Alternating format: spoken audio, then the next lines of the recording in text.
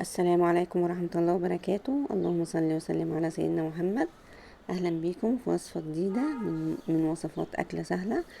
النهاردة ان شاء الله هنعمل مع بعض البانيه.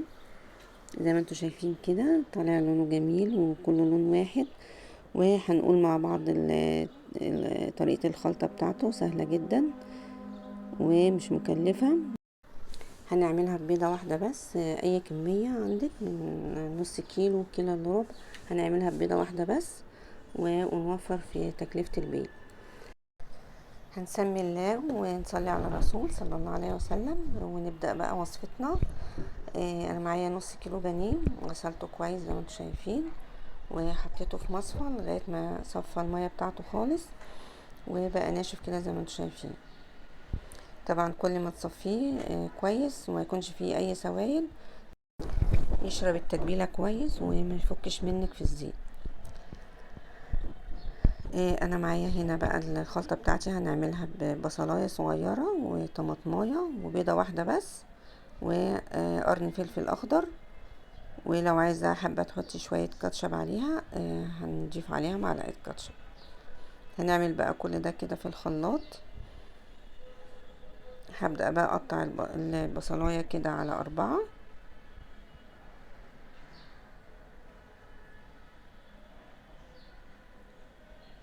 وقرن الفلفل برضو هقطعه كده زي ما انتوا شايفين. والطماطمية يعني هي طماطمية صغيرة عشان انا مش عايزة سوائل كتير في التتبيل. هاخد بقى كل ده في الخلاط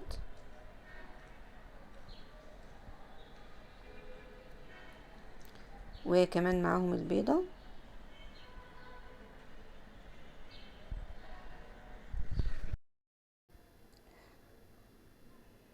هضيف بقى البهارات بتاعتي. انا معايا معلقة بهارات فراخ. وطبعا هحط فلفل اسمر والملح.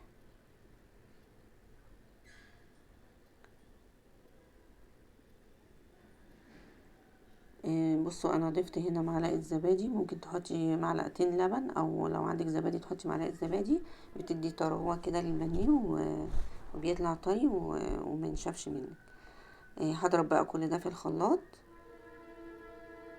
لو حابة برضو تضيفي معلقة بابريكا بتضيفيها، ولو حابة تضيفي معلقة كركم زي ما انت عايزة. كده بقى هبدأ اتبل البانيه زي ما انت شايفة كده. وهخلطه بقى كويس قوي كده بالتتبيلة.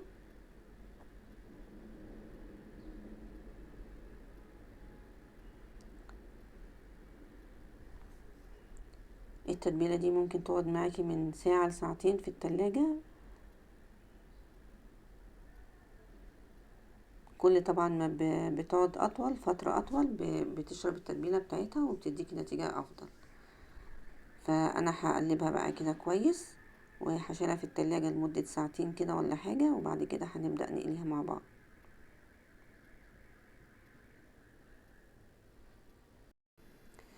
انا هضيف شوية ملح كمان لاني حطيت زبادي.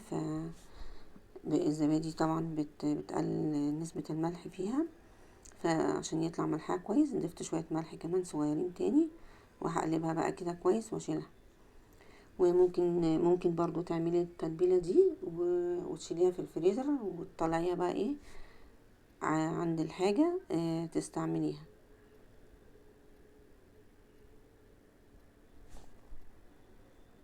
انا كده خلاص هاخدها بقى واحطها في التلاجة لمدة ساعتين، وبعد كده نطلعها ونقليها مع بعض.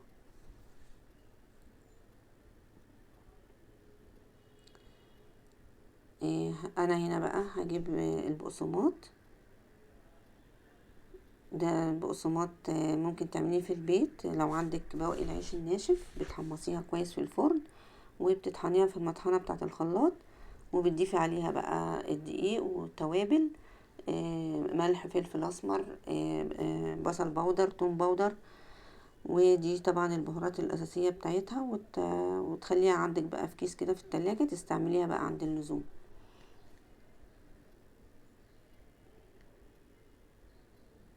بتبقى جميلة وبتبقى احلى من الجاهزة كمان.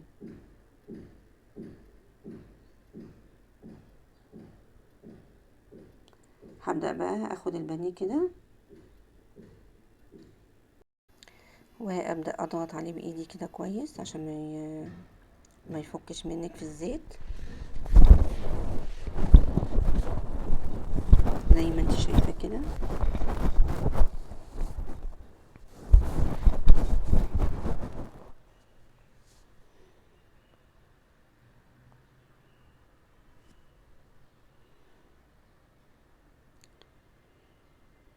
هعمل بقى الكمية كلها كده زي ما انت شايفة. اهم حاجة ان انت تضغطي عليه كويس عشان ما يفكش في الزيت وانت بتقليه. طبعا تسخني الزيت كويس جدا، لازم يبقى زيت سخن. هتسخنيه بقى كويس على النار، على درجة حرارة عالية. وبعدين مجرد ما بتحطي بقى البانيه بتهدي النار عليه ويستوي بقى على نار متوسطة.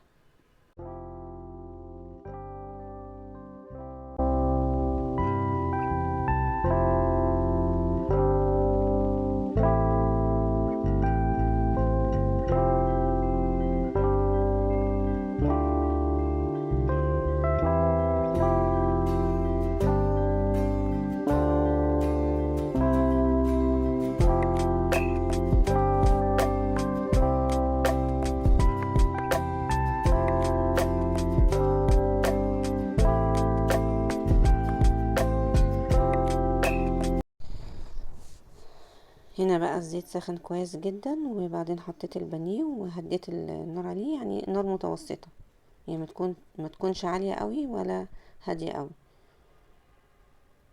وزي ما انتوا شايفين كده، اول ما ياخد لون هقلبه بقى على الناحية التانية. ولو عايزاه يطلع بقى كله نفس اللون كده وما يبقاش فيه حاجة محروقة ولا حاجة فيها شوائب، تصفي الزيت بين كل حطة والتانية. هناخد الزيت نصفيه ونصفيه من الشوائب ومن بواقي البقسماط اللي بتنزل في الزيت دي وبتحرقه وبتخلي لون البانيه مش حلو. فهنصفيه بين كل حطة والتانية، وبيطلع كده كله لون واحد زي ما انت شايفة كده. وعملت جنبيه بطاطس محمرة وسلطة. ممكن تعملي جنبيه مكرونة بالصلصة زي ما انت عايزة. شوفي بقى انت ولادك بيحبوا ايه وتعملي اللي هما بيحبوه. ودي كانت وصفتي النهاردة في البانيه، طريقة سهلة كده وبسيطة وعلى قد الايد ومش مكلفة. لو الوصفة عجبتكم ياريت تعملوا لي لايك، ولو اول مرة تشوفوا قناتي ياريت تشتركوا فيها وتفعلوا زر الجرس على الكل عشان يوصل لكم كل جديد من فيديوهاتي. انتظروني في وصفة جديدة واكلة جديدة من اكلة سهلة.